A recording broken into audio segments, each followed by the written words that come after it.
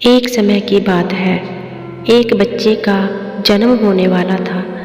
जन्म से कुछ क्षण पहले उसने भगवान से पूछा कि भगवान, मैं इतना छोटा हूँ कि खुद से कुछ भी नहीं कर पाता, भला धरती पर मैं कैसे रहूँगा। कृपया करके भगवान मुझे अपने पास ही रहने दीजिए, मैं कहीं नहीं जाना चाहता। भगवान बोले, मेरे पास बहुत से फरिश्ते हैं, उनमें से मैंने एक फरिश्ता तुम्हारे लिए चुन लिया है जो तुम्हारा ख्याल रखेगा।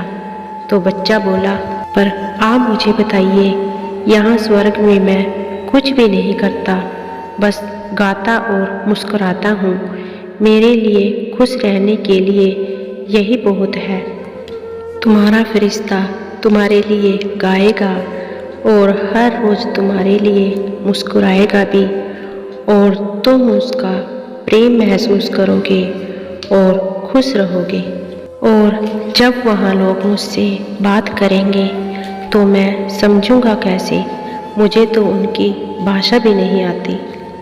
भगवान बोले, तुम्हारा फरिश्ता तुमसे सबसे मधुर और प्यारे शब्दों में बात करेगा, ऐसे शब्द जो तुमने यहाँ भी नहीं सुने होंगे, और बड़े धैर्य और सावधानी के साथ तुम्हारा फरिश्ता तुम्हें बोलना भी सिखाएगा।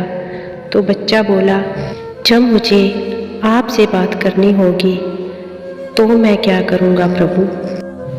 तो प्रभु बोले, तुम्हारा फरिश्ता तुम्हें हाथ जोड़कर प्रार्थना करना सिखाएगा, और इस तरह से तुम मुझसे बात कर पाओगे।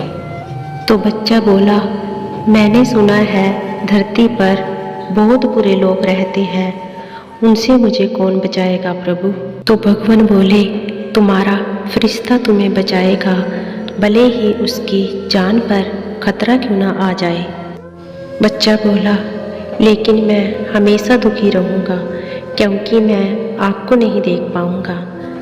भगवान बोले, तुम इसकी चिंता मत करो, तुम्हारा फरिश्ता हमेशा तुमसे मेरे बारे में बात करेगा, और तुम वापस मेरे पास कैसे आओगे ये भी तुम्हें बताएगा। उस वक्त स्वर्ग में असीम शांति थी, पर पृथ्वी से किसी के कराहने की आवाज़ आ रही थी।